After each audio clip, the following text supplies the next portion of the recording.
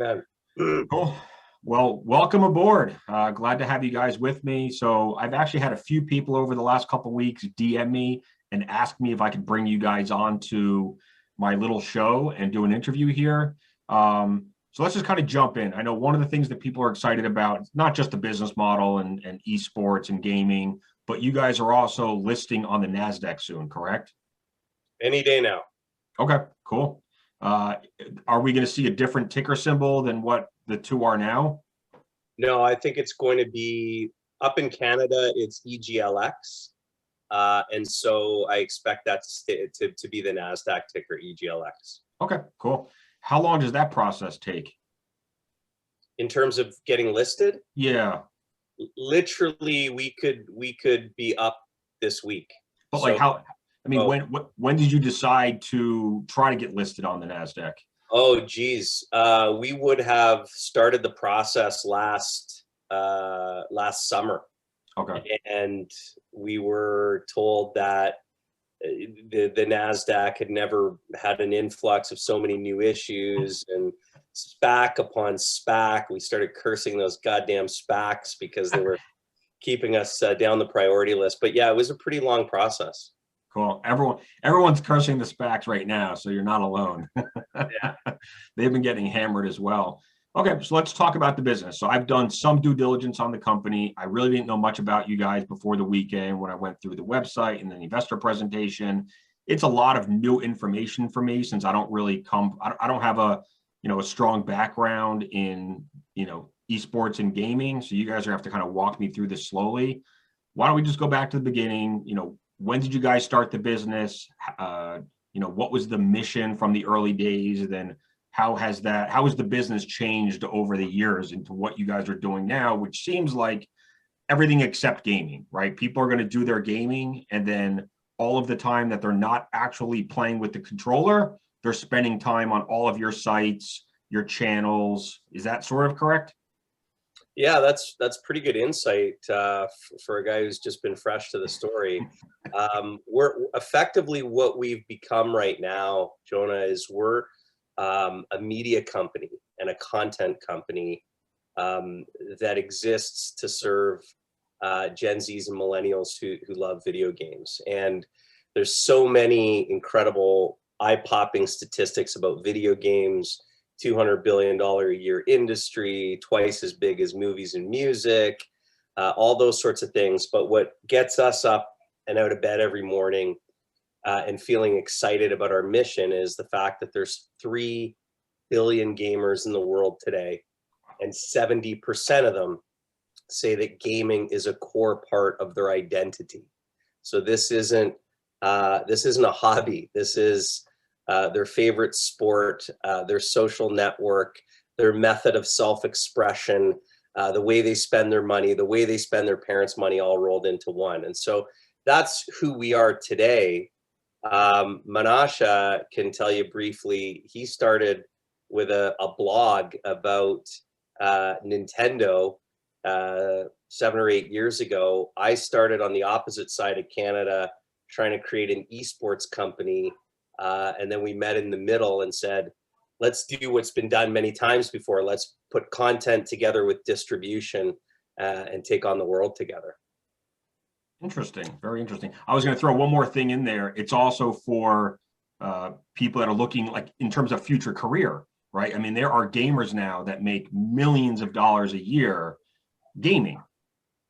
It's the same as sports, right? It's like there are people making millions of dollars being signed to a professional team, right? Tens of millions of dollars a year. Right. Sponsors. And then there's all the people who work at the stadium and work at the broad. It's a full ecosystem that has businesses and side businesses and reseller businesses.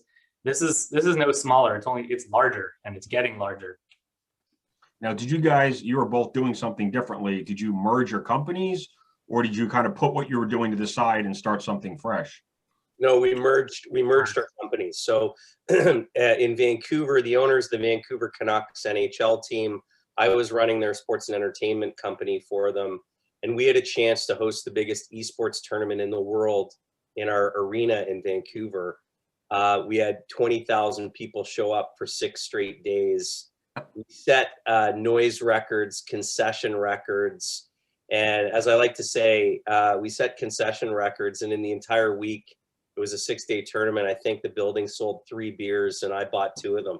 Well, if you think, yeah, I mean, think about it, like a regular sporting event, you know, I'm sitting here watching the Red Sox game off to the side, you know, that's 3 hours, right? If you guys are doing like esports, I mean, could you run 24/7? We are. Our content creators are 24/7. You know, yes, there's highlight moments where it's like a Super Bowl where you're selling an arena and the numbers are astronomical. But in terms of like the amount of engaged hours, it's going 24/7. All of our content creators are just playing around the clock pretty much. So yeah, that's what's amazing about the scale and reach of the online world and the digital world. Gives us that opportunity. So how would you describe the business model right now? Because it looks like it's a lot of different things, right? It's all of these different websites with, I think I saw like 300 million unique visitors every month that come to those websites. And then you have the sports, you know, your esports teams, and then you have the YouTube channels and all this other stuff. So maybe talk about each one of those channels and kind of hit the, I don't know, the points that investors should appreciate for each of them. Yeah, so here's the business model in as simple a form as we can describe it. It is, and I was watching a couple of your other interviews over the weekend, and someone that you interviewed recently talked about the concept of a business flywheel.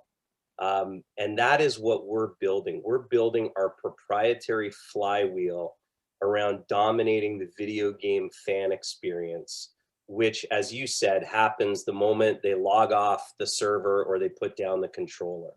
And so we want to own as much time share and mind share with our audience as we can. And so there's been a million successful businesses who put a loyal and engaged and large audience at the center and then built businesses around that flywheel. So for us, when you consider the fact that Gen Zs are the world's most lucrative demographic, the world's most elusive demographic, because 3 out of 4 of them don't watch TV and they don't listen to the radio and they don't read magazines. The fact that we can communicate in a very impactful way with 300 million of them makes us a very rare commodity. And so we sell advertising, we sell sponsorship, we sell subscription and freemium content, we license our content, and eventually we're going to engage and connect those 300 million people together and build a marketplace and a social platform. And so it's literally putting an audience at the center and building a flywheel around it. I mean, if you think about it, you know, the millennials or Gen Z, I forget where the cutoff is, but, you know, I feel like nowadays people spend so much less time on Facebook than they used to. I mean, I go on Facebook for 10 minutes and I'm usually bored after 9.5. I mean, there's just nothing on there anymore that I care about, and Instagram's not far behind. So I spend most of my free time like looking at stock charts and reading research. But if you're into gaming, like that's where you want to spend all of your free time. Well, yeah, I've been talking about for a while that Facebook to me is not something, it's not on the up and up. It's not the future, right? In 10 years from now, unless they pivot and change or buy some other social network, it's not the future. That's not where the younger audience is spending time. They're on TikTok, they're on Snapchat, they're on video games, like YouTube and Twitch as well. Right. They're not in anything else really. They want to be entertained. Yeah. So Jonah, we have 300 million monthly viewers, as you said. Half of them do not use Facebook. And when we mention that, when we're talking to Fortune 100 companies, their jaws fall to the floor because it's an assumption that they make. But as you say, Gen Zs are not on Facebook. Half of our audience does not use it. So the riddle, if you're a company that needs to engage with young people, becomes, how do I do that at scale?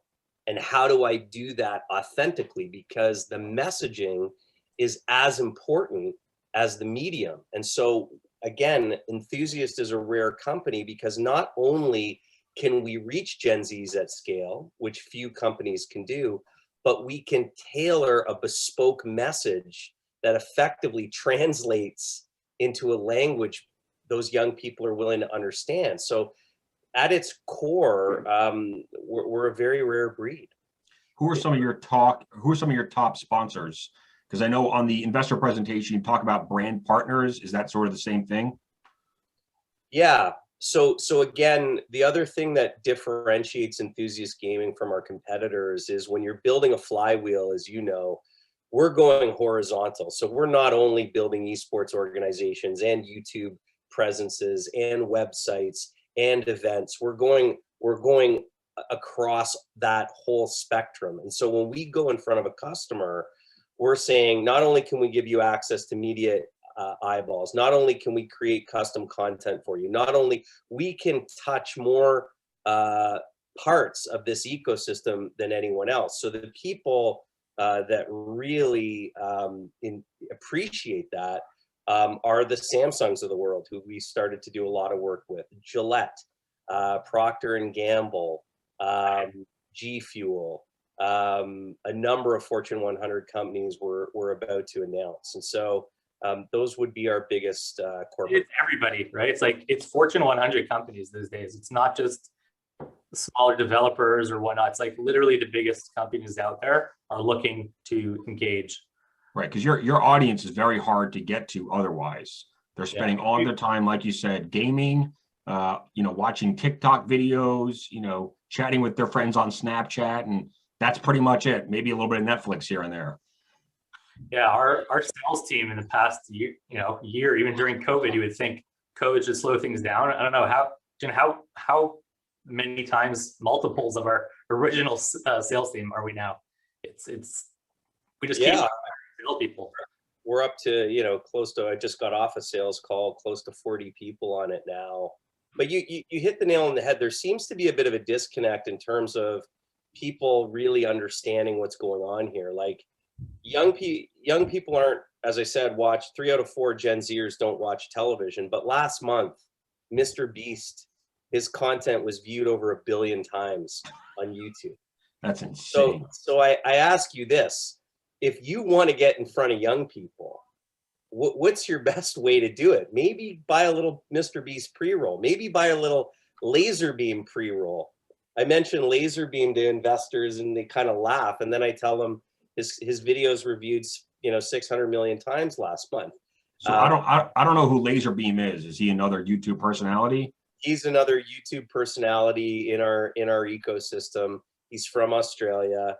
And I would say, Menashe, he's probably one of the top 3 YouTubers in the world. Wow. Yeah, it's like speaking another language, entering another culture. And I think what that sometimes has been hard in the past for investors who didn't grow up with that to see and say, like, really, this is like, what is a laser beam? What is a Mr. Beast? Should I really be putting my money in there? But I think, like, to go back to your last question, I think it's like, think how Google or Amazon, any of these big companies that dominated a certain sector, right? Like with e-commerce, initially it was all just retail, brick and mortar. And suddenly Jeff Bezos comes along and says, like, no, I'm telling you, the future is e-commerce. And if I get enough of that market share, then I will build my own ecosystem that controls the supply chain that will bring us even more opportunity. And Google also said, through search, all these users come through our gates, and through that, we get expanded to so many other things. What we recognize is that there's all these companies like Activision Blizzard and Nintendo and PlayStation creating the games themselves, but who is actually catering to all the gamers? And that's essentially what our company is, to be synonymous with the gamer community. They are our product. And over the first 5 years of the company, we went from, even before small cap, we were just a small private company, to this point, we realized if we could get large enough and we could have enough of these gaming communities within our ecosystem to the point where we're 60-70% of the gaming world is something that we touch upon, then we know where the future is going, right? This is a blue ocean over here. It's something that's going to disrupt the entire entertainment and social sectors. And if we could position ourselves well, that's gold for the future. So our first 5 years really was about amassing the scale, and now it's about taking that to the next step of the monetization, the engagement, the tech and the social features, the data play. We're finally up to phase 2, and that's kind of coinciding with our NASDAQ listing. how much acceleration in the business did you see from COVID, as a lot of people were obviously stuck at home and our worlds were all changing with less traveling and social interaction and commuting to work? A lot more time was spent trading stocks and probably gaming. So what sort of tailwinds did you guys see from that? Well, we saw two incredible tailwinds. One was quantitative and one was qualitative. The quantitative tailwind was that, in the heart of the lockdown, the global lockdown, our engagement, our page view consumption, the customer traffic was up, 35, 40%. Same as YouTube, same as Twitch, same as a lot of these platforms. And it just was heartening because we always knew that if you gave a Gen Zer an extra hour in the day, they'd spend it on video games, but that was kind of quantitative proof. But the other thing that happened that was pretty seismic for us was, if I roll back the clock to 15 months ago and I'm in a Gillette meeting or a Procter and Gamble meeting and I'm talking about our investment thesis to a fund, 4 out of 10 people would say, I don't know. I don't believe that other people would watch other people play video games. I used to be one of those people. Yeah. And so I think what COVID did for us was all those chief marketing officers who have kids, they saw it in their own house every day. What is my son doing? What is my daughter doing? They are in that room. And wait a sec, you're not playing games? No. I'm watching someone else play games. I'm on an Enthusiast website, meeting new friends. I'm doing all those things. So the fact that we had infiltrated the world with focus groups during COVID was super helpful and a big catalyst for us. And the fact that we're all carrying around supercomputers in our pockets now that makes gaming and engagement much easier. Yeah. No, that's huge. And again, the bookend to your question, which we get a bunch of times, and I don't know if you're a parent, Jonah, but no, not yet. Hold on as long as you can. I'm not ready yet. I'm kidding.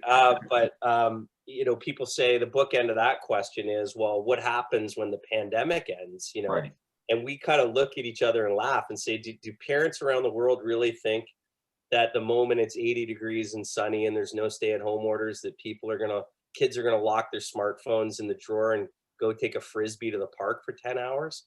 The connection between a young person and their smartphone has nothing to do with the weather. It has nothing to do with COVID-19. It's a pervasive part of their life. And so is their obsession with video games, and that's not gonna change. Now, have you guys made any acquisitions, or are you looking to make any acquisitions if you see an opportunity in esports and gaming that you're currently not serving, but someone else is? Yeah, we're very acquisitive. We've done about 16 acquisitions in the past 4 years. We just announced that we're buying another one of our fan communities called Icy Veins, which is the largest Blizzard fan community. And here's what I would say to you as an investor and your loyal audience. The beauty about fan communities and this business model that we have is it's a highly fragmented industry. There's no shortage of people who have fan communities that they've built up that are successful. It's ripe for consolidation.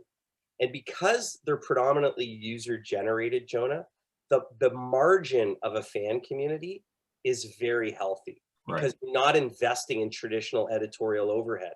So rolling up fan communities means rolling up 50, 60% margin businesses.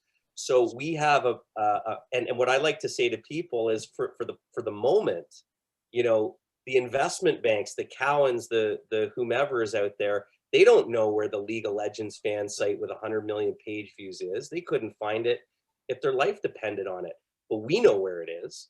And so we have this proprietary pipeline of healthy margin businesses. And so we're really excited about becoming a consolidator in the space. So right now, I think our DNA from day one, mergers and acquisitions, past 4 or 5 years. So I don't think that's going to change anytime soon. I believe the gross margins right now are somewhere in the mid-20s. Where would you expect those to go over the next few years? Well, before we purchased Omnia Media, which is the largest YouTube gaming community, which kind of brought the margins back down a bit for the present time. We'd taken Enthusiast from a 15% gross margin business 2 years ago to 2 straight quarters in 2020 of 46% margin. And I think that we can similarly vault the gross margin up going forward. And the reason is because, as Menashe had alluded to, historically, we'd only ever sold our ads programmatically. And we didn't have a direct sales function. And we were selling for the most commoditized cost per thousands that we could, that are out there, because we were building the audience first. And so now that we have an opportunity, and so for the present time, despite all the success that we've had recently with direct sales, we're probably only selling 2% of our inventory directly to the customer. But when you sell directly to the customer, you're almost at a minimum 10xing your CPMs. So every incremental 2%, 3% shift of inventory from programmatic to direct has an outsized impact on margin. And so when we look at all of the things in front of us, we think we can dramatically increase our gross margin like we did before with Enthusiast. How complex and expensive is it to switch from programmatic to direct? Is it just a matter of hiring the salespeople? For us, it is. We want to continue to optimize our ad tech and get as many cents out of those and dollars out of those programmatic ad buys. But yeah, for us, it was build out a sales team in Los Angeles and San Francisco and Chicago and New York and London, and really start to pack it. And I can't stress this enough. There's only one company out there right now who can say, we'll get you some of the best video inventory on YouTube. We will twin it with some of the best web inventory if you want to reach Gen Zs. And again, 1 out of every 2 18 to 34-year-olds in America comes to at least one Enthusiast Gaming site a month. So wow, we have a lot, and yeah, we have a pretty powerful story to tell. But again, what companies are really interested in, and it gets back to your first point, they want access to the YouTube, they want access to the web, but they want access to the influencers. The biggest social media content creators, when they advocate products and services, that moves the needle on sales. There's a reason Kylie Jenner is a billionaire, right? When she said, buy this product, that product flies off the shelves. And the same holds true with gamers. So you build out a direct sales team, you put custom bespoke packages of influencer activations, web and YouTube together, and you have something that no one in the market is delivering right now. Do you guys sell products yet? I mean, I know there's a lot of accessories that go along with gaming, chairs, headsets, all of that stuff. Have you guys gotten into that side of the business yet? We have not, but that is the next phase of our growth. And I think I was looking at your social media feed on the weekend, and someone had said, ask them how they're going to make more out of their relationship with content creators. And again, when we start to look at that 300 million walled garden that we have as a marketplace, and we go to Laserbeam and say, Laserbeam, why don't we partner up and sell the best gaming chair or gaming pillow or whatever the product is? That's something we can do that no one else can do. And it's an evolution. Get the advertising sales right, get the subscription sales right, but then gravitate to a marketplace and to a social network. What are the programmatic stuff is the bottom of the barrel, right? We did that for 5 years because it meant as we were growing as a startup, we didn't need to raise additional money from investors for a direct sales team, for a tech team, for an e-commerce team. It was almost like automated. But then once we grew the scale of it, now it's, it's literally, that's where you get your 50 cents per user from is the programmatic side. But if you layer in the data and the sales team and the subscriptions and the e-commerce, that's where you could potentially go $5-10 per user. The sky's the limit in what you're able to potentially do. So, that's where our focus is right now, is building out, scaling. Back in January 2020, we had 2 or 3 salespeople. And then, fast forward to a year later, or a year and a half later, and now we have 40. So those and RFPs, flying in with lots of big companies. So you're just starting to see, this is the infancy level of our monetization. Despite having our consolidated 120 million in revenue last year, that's there's so much of that is programmatic ads, versus right now we have a whole, the tip of the iceberg. Have you guys given guidance yet on 2021 numbers? No, we don't give guidance yet, but certainly we have 6 analysts that cover us, and they seem to have a consensus view of some pretty healthy growth. Right. I'm looking at the numbers right now, and those analysts are projecting about 160 for 160 million in revenue, which would be about 118% growth over last year. So I assume you probably can't comment on whether or not that's where you think you'll come in. Do you guys give guidance around after Q1 or no? Not yet, no. Okay. We just let the analysts do that for us, and we just execute. I'm surprised you guys already have 6 analysts. I mean, a lot of times companies under $1 billion have a hard time getting 2 or 3. Is it just because it's a very hot sector right now? Yeah, and I think industry. yeah, I think it's a very hot sector, and I think that again, what's really exciting about it for us, you've got this $200 billion video game industry.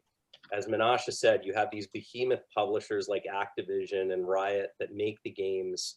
For whatever reason, the Facebook and the Amazons and the Googles are competing to become the broadcaster of record for the content. But here we are with a lot of freedom to consolidate the fan experience. And I think that the novelty of that has captured people's imaginations.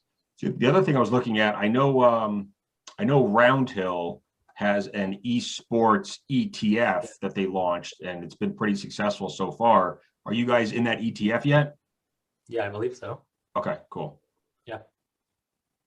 I'm just looking through it right now. I don't see, you're not in the top 10 holdings, but this could be, is probably, this could be market cap weighted. I don't know if by virtue of the fact that we're on TSX, we might be ineligible for that. We actually are in there. We are in there. But okay. They also have companies like Activision Blizzard, right? Because it's percentage wise, we're not going to rank with their holdings in Activision Blizzard, but I know they're a shareholder. Right, like the top names in there are Activision Blizzard, Tencent, exactly. Corsair. I think Corsair, they're a product company, right? Yeah. Yes. Yep. Okay. So I'm going to guess a number, and I'm just curious to know if I'm right.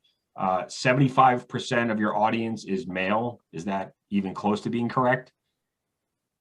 It's frighteningly close. Okay. But it's about 70. It's about 69-31.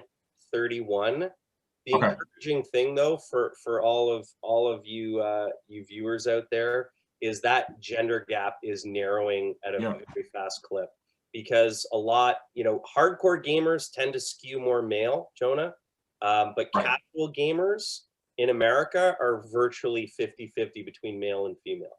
Okay. And then what about just the audience in terms of geography? I assume the majority is in the US or North America? The majority is in North America, and then think the UK, we're the largest gaming platform in the UK, then think Australia, New Zealand, Western Europe, and Eastern Europe. In terms of like revenue per user, I don't know if that's the actual metric that you guys use, but is it higher in the US than anywhere else? Yeah, because the value of those YouTube and web eyeballs in America is significantly higher than any other geography. And I know you talked about like a $0 acquisition cost. Is that still true? Yeah, I think I sort of just looked at the chat, and there was a question about what people consider the moat for enthusiasts. Right. And I think the moat is there's not many people that have an audience as large and as highly engaged as we do. And to that point, we don't spend money to drive traffic to our sites. That traffic comes again and again and again organically. And so I would say that it is almost impossible to replicate an audience that large and that loyal. Those 300 million people consume 4.5 billion views of content a month. So I think that's a pretty deep moat. What was standard formula in Silicon Valley is your CAC lower than your LTV, right? Your cost of user acquisition versus your lifetime value. So if you buy the user, you're making more money than what you buy the user. We don't have I mean, like, yeah, I want to know the CAC and the LTV so that I can determine what's the CAC payback, yes. right? You know, if it's costing you $10 to acquire a customer and the LTV is 100, then spend all day to acquire customers like that. You know, that's a no-brainer. For us, it was never about acquiring a user through marketing. It was about acquiring the fan communities. And then those fan communities are ones that are built up over 10, 15 years organically, where the user keeps on coming back. So we're buying these already super engaged fans, and we're buying it when there's already 50, 60% profit margin. There's already it's already profitable. And then now our goal is, you know, they mentioned in the chat about the ARPU, how do you grow the ARPU? Again, like 50 cents per user is through an ad. But if someone subscribes, let's say, like on one of our sites, the Sims Resource, we have over 130,000 subscribers. Those subscribers pay $5 a month, call it $60 a year. The LTV is usually two years.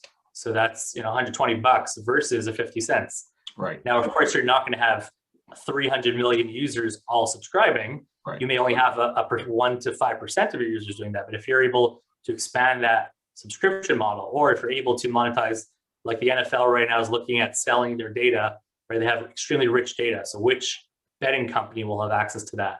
That again, monetize your user higher. If you're able to get one of your users to transact an e-commerce transaction, suddenly you've monetized a lot more than 50 cents. So what's the strategy for converting more of those 300 million monthly active users into subscribers? We've already begun. Our subscriptions have continued to grow. We've invested in data and in tech. You know, we're exploring the betting world. We're exploring the e-commerce world. So you'll probably see us make moves in all of these, or at least explore heavily each of these different sectors, because it's a no-brainer if you have the users to find transactions that they also value at the same time, which gives us a higher LTV. And you guys think you'll, in terms of profitability, a couple of years out probably? Well, we have the luxury of being profitable at any time, in the sense that, you know, we could fire me and Menashe and just have the Sims Resource and be 11 million of EBITDA. So there you go. So it's more about you're investing in growth still. Yeah, this is in many ways, Jonah. It's buying beachfront real estate in Miami in 2009. Like, you've got to focus on the growth, because rare is the opportunity that we have in front of us to be a dominant player. And so we're investing in growth. We're also very disciplined about margin accretion and gross profit, because we want to be judged on those results as well. But we're plowing everything back into growth, because, you know, there was another question in the chat, you know, are you worried about a Fortune 500 company coming in? I suppose that could happen at any time.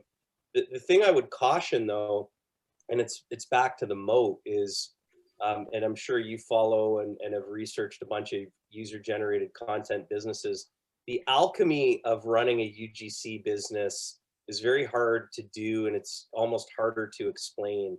And the moment you lose that authentic and genuine edge, you crater the whole thing. So Activision, as an example, if people wouldn't flock to Activision fan communities if they knew Big Brother was owning them, right, and moderating them. Right, so, and selling the data, and who knows. Yeah, and selling the data. So I think that bears repeating. And so so we are focused on growth, and but we could be profitable tomorrow if we so choose. And if you look at also like our fan communities, we just announced last week was it, or 2 weeks ago, that we are #1 on Twitch, right? Nearly double the viewership of anyone else there. So that's on the influencer side. The YouTuber side, we currently reach about 25% of all of YouTube gaming, over 3 billion views a month. You can't replicate that, you know, by picking off. Maybe you could pick off little individuals and see if you get recreate it, but like very tough to be that scale. The same thing on the website side.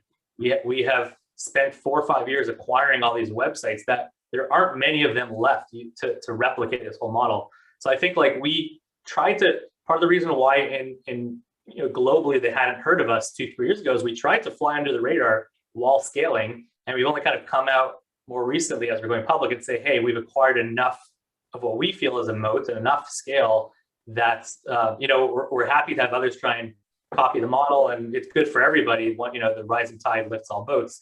But I would think that a Fortune 500 company would want to acquire. It's going to be tough to start from scratch, from the grassroots levels, and build up in the gaming world. I also think there's something to be said that the guys that run money, the investment managers, are typically older and they're probably past their prime in terms of gaming. So they probably didn't appreciate a lot of the stuff that was happening in the gaming world. And now with COVID, and then I know ARK Investments has always been a big believer in gaming. The pandemic definitely opened some eyes, right? If you can't, if you're locked down, what are you doing? And everyone is e-commerce and gaming and bitching. Well, and the other thing too is, and it bears repeating too for those people that don't really understand it. If you look at Microsoft and you look at this massive $2 trillion company with a storied history, what are they obsessing over these days? They're obsessing over video gaming, and they're obsessing over, and here's the important part, they're obsessing over video game and content communities, right? It's the power of communities, the sharing of content, the creating of content, the fact that people aren't passively sitting in front of traditional media, they're flocking to communities. And that's why Microsoft is focused on Discord and Bethesda and GitHub and all of them, right? Yeah, and the CEO of Microsoft said it something very impactful, where he said, look, we're going to transition in the next 10 years from being about, and this is the world, from being about media consumption to content creation and to building communities around that creation of content. And we kind of high five ourselves candidly, because as humble Canadians, we say, well, if content and communities have worked their way into the Microsoft strategy plan, then maybe we're onto something here. Well, I guess we'll end it there. I know I've taken up more time than I thought I would, but I appreciate conversations like this, especially in industries that I was kind of, naive about. I mean, I didn't think anyone would really ever sit and watch other people play gaming, and I was very, very, very wrong. So, congratulations on everything you guys have built. Congrats on getting to the NASDAQ. I'm excited when that finally happens. And thank you so much for joining me today and sharing some of this great information about your company. I appreciate it, and I'm sure all the viewers do as well. Yeah, this was fun. Jonah, that was a lot of fun. Thanks, guys. Talk to you soon. Bye-bye. Bye.